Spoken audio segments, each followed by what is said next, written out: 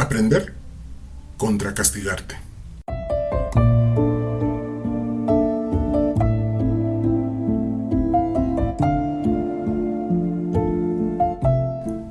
Hay una voz que solo tú escuchas, no la de tu jefe, no la de tu mamá, no la de tu papá, no la de ese amigo que siempre tiene una opinión.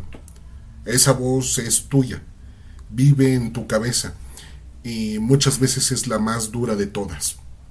Es la que dice, ¿cómo pudiste? Ya la regaste otra vez, ya fracasaste de nuevo. ¿Cuándo vas a aprender? Eres un desastre, eres lo peor. Y lo curioso, ¿sabes qué es? Que esa voz suena muy familiar, tan automática, que a veces ni la cuestionamos. La dejamos hablar, le damos un micrófono y ella lo toma con total gusto. Hoy vamos a hablar de esa voz, de dónde viene, qué hace, pero lo más importante, cómo cambiar esa conversación. Porque hay una diferencia enorme entre aprender de lo que salió mal y castigarte por ello. Y esa diferencia lo cambia absolutamente todo.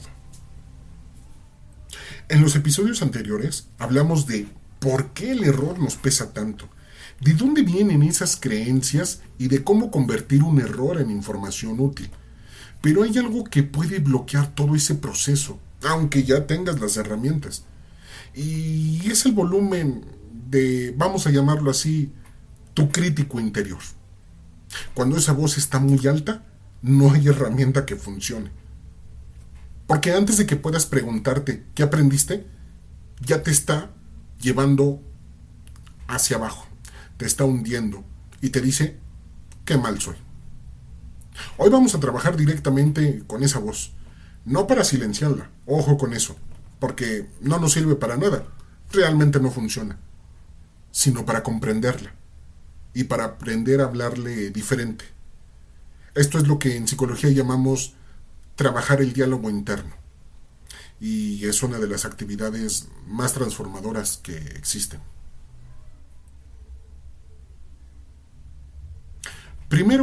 Lo primero, ¿qué es el crítico interior? Pues es esta parte de ti que evalúa, va a comparar y va a juzgar todo lo que haces. Y además lo hace en dosis pequeñas. Sí tiene una función útil. Te ayuda a mejorar, te ayuda a no conformarte, a cuidar la calidad de tus proyectos, de lo que entregas, de lo que haces. Pero el problema radica cuando esa función del crítico interior realmente se desborda. Cuando el crítico deja de ser un observador útil para convertirse en un fiscal implacable que busca condenarte a diestra y siniestra. O sea, ¿y de dónde viene ese crítico tan feroz? Es un poco complicado. Tiene que ver con esta parte donde fuimos creciendo de poco en poco y visualizábamos que nuestros errores eran por demás inauditos y que teníamos que hablarnos mal. Si estuviste escuchando los demás episodios, te darás cuenta de que hay una carga muy importante a través de las crianzas que vamos teniendo, de la interacción con otras personas. Y justamente dentro de esos elementos es donde nosotros vamos construyendo las expectativas de los demás, el perfeccionismo, ¿te acuerdas? Bueno, desde ahí se empieza a hacer esta crítica que es devastadora. Ese crítico tan feroz que no permite equivocarse, que tiene miedo hacia las consecuencias posibles de sus actos, que aprendió que tenía que ponerse, digámoslo así, atento ante cualquier modificación, atento ante cualquier situación que tuviera por delante. Y ante eso reaccionaba para cuidarse, reaccionaba para poder llegar a cabo una serie de situaciones que no fueran difíciles y que no lo condenaran. Y entonces ahí la crítica se volvió totalmente devastadora. O sea, criticábamos cada uno de nuestros actos que hacíamos. Ya no por el hecho de aprender, ni siquiera de mejorar, sino porque eso tenía, o aprendimos que tenía una consecuencia negativa. Entonces fuimos implacables con nosotros. De tal manera que cada error se veía como una oportunidad que no tiene remedio de modificar. Y pensábamos solamente en el fracaso absoluto. Quiero que lo pienses hoy, por ejemplo, cuando vemos un partido de fútbol y decimos, no, el equipo es un completo de fracaso. Hay otras variables, por supuesto, pero pensamos en términos absolutistas, no pensamos en errores, pensamos en fracasos. Y ese tipo de pensamientos, cuando lo generamos sobre el fracaso absoluto, también lo aplicamos contra nosotros, donde no hay una manera de arreglar esa situación. Es imperdonable ese error, tiene que ser castigado. Entonces, el crítico interior, nuestro crítico interior, se vuelve de forma automática permanente de lo mal que haces las cosas. En el momento en el que algo sale mal, se activa. No importa si eso fue algo pequeñito o algo grande, se va a activar de la misma manera, en la misma intensidad y en la misma frecuencia. Y para empeorarlo un poco más, repite las mismas frases una y otra vez porque tiene sentido para hacer una crítica irracional.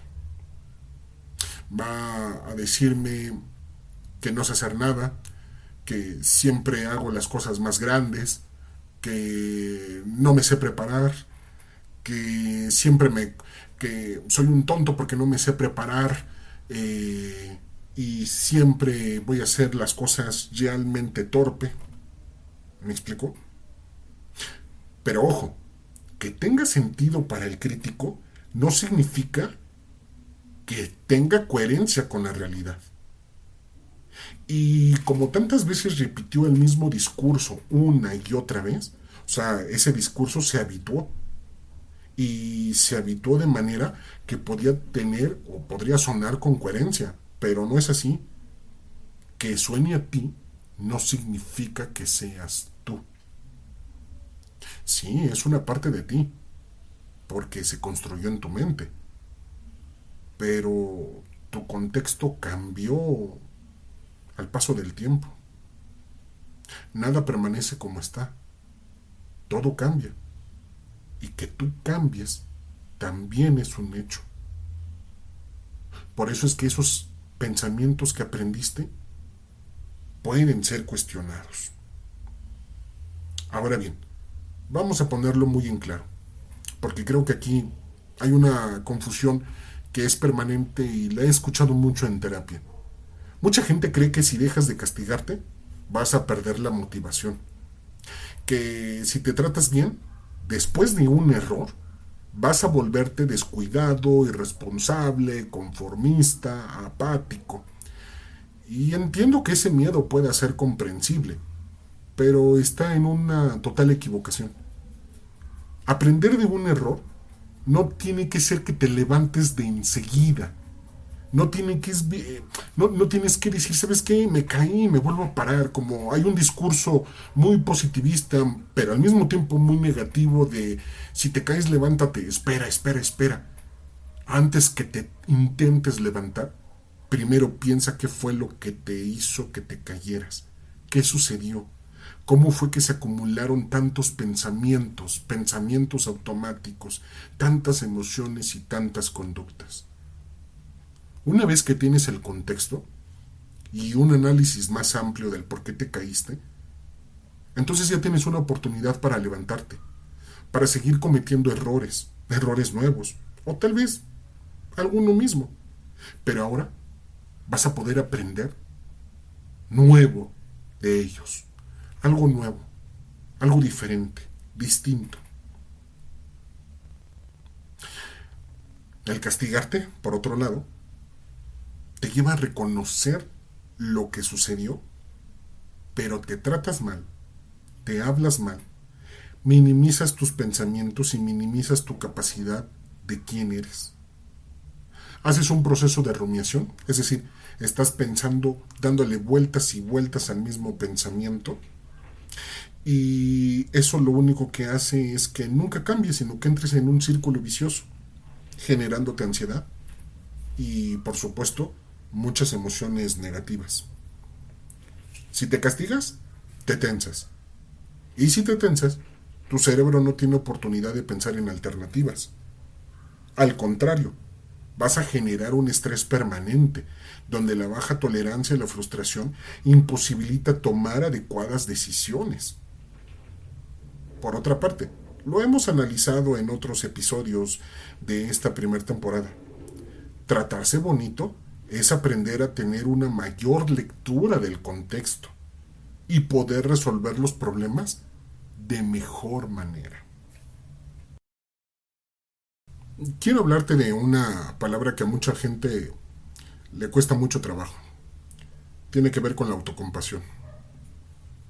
Cuando la escuchan en automático generan una similitud al victimismo, en lloriquear, en lo que ahora mal comprendido, mal estructurado, mal etiquetado, le llaman generaciones de cristal, en ponerse excusas, en no exigir nada.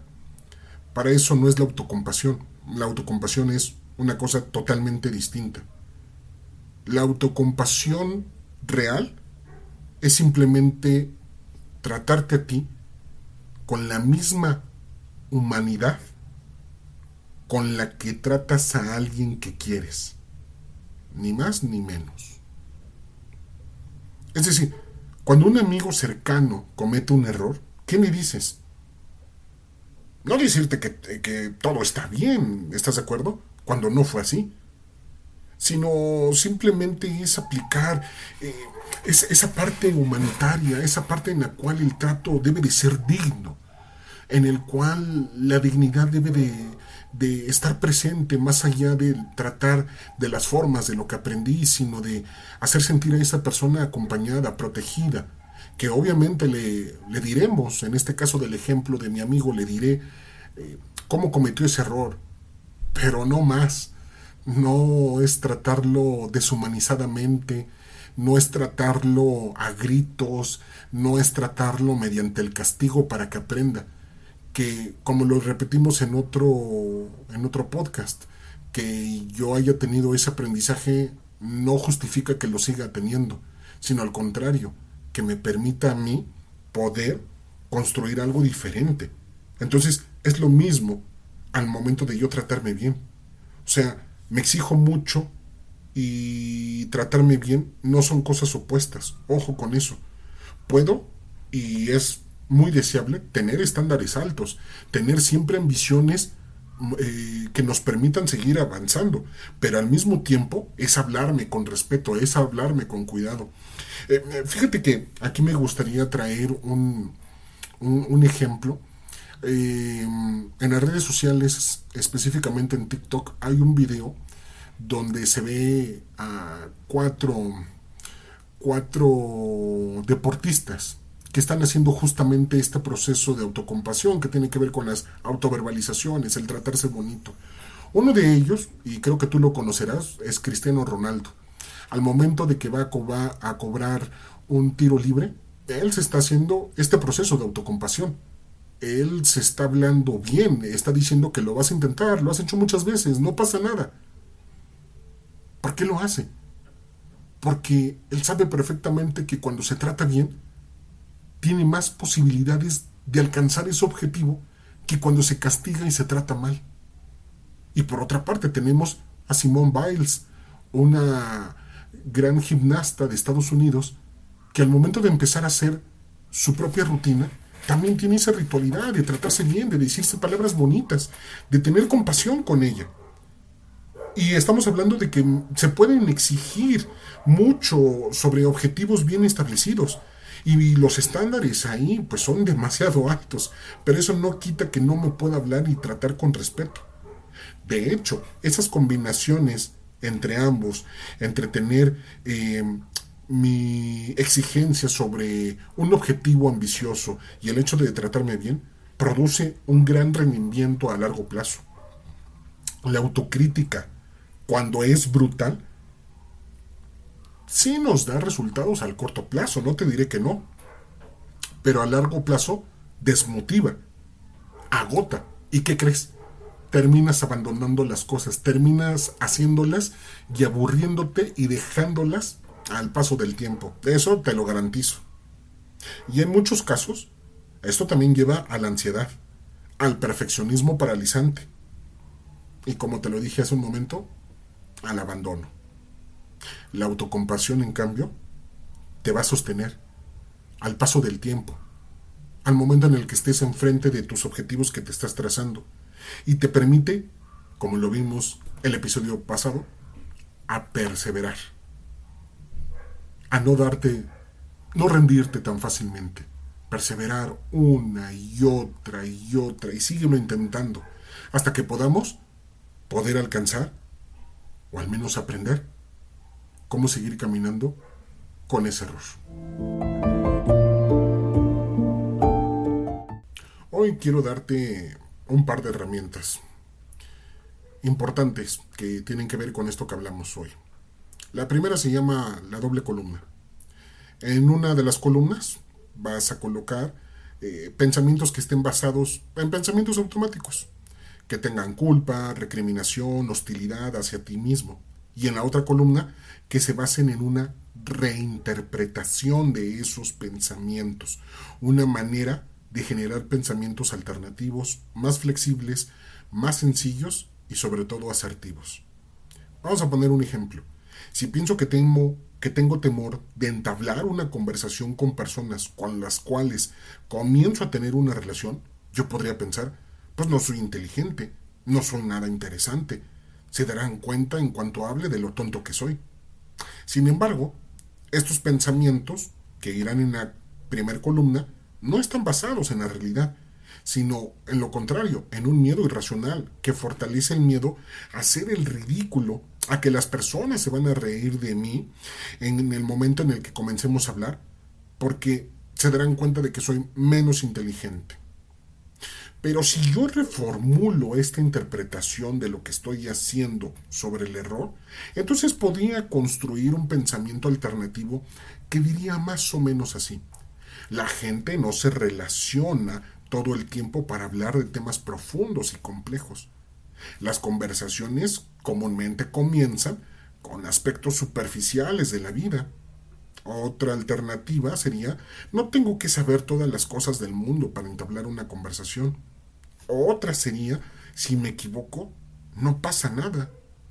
Otra sería, si soy auténtico, aún sin saber de todos los temas, podría agradarle a la gente. Esa es tu primera herramienta. Y la segunda herramienta, que tiene que ver con la autocompasión, en un modo de la forma en cómo nos vamos a hablar, es aprende a repetir frases que tengan sentido para ti, que no sean de castigo, sino sobre todo que sean de aprendizaje, que te permitan avanzar. Puede ser, oye, sí lo puedo hacer, tranquilo, tranquila, no pasa nada. Lo más difícil son los primeros 5 minutos. Con calma, un paso a la vez. No pienses en que te puedes ponerte nervioso, piensa solo en lo que estás esperando. Así se hace, un paso a la vez. No estuvo mal como lo hice, no estuvo nada mal. Cuanto más lo hago, más fácil me resulta. Muy bien, lo hice, funcionó. ¿Te das cuenta? Hablarnos bonito también tiene un sentido y también es válido. Quiero cerrar con algo que espero que te quede muy grabado. Esa voz dura que tienes dentro de tu cabeza no es tu enemiga. Fue tu intento de protegerte, de encajar, de estar a la altura de las circunstancias de lo que creías que se esperaba de ti. Pero ya no necesitas esa forma de protección. Hoy tienes más herramientas. Hoy puedes elegir hablarte diferente. No te pido que lo hagas perfecto. te pido que lo intentes. Una vez. Y luego otra. Y luego otra más. Porque cada vez que te hablas con un poco más de justicia, con un poco más de humanidad, estás cambiando algo real en tu cerebro. Y eso no es una metáfora. Eso es neurociencia. En el próximo episodio, entonces, el último de esta temporada, vamos a juntar todo lo que hemos visto y vamos a hacer un conjunto de herramientas prácticas de lo que ya hemos visto para llevar en tu día a día. Cosas concretas que puedes hacer esta misma semana cuando estás escuchando el podcast, para empezar a relacionarte diferente con tus errores. El episodio se llamará "Cómo hablarle a tu error", y va a ser el cierre perfecto para este camino que empezamos juntos. Así que, gracias por escuchar, gracias por quedarte y nos vemos en el episodio final. ¿Vale?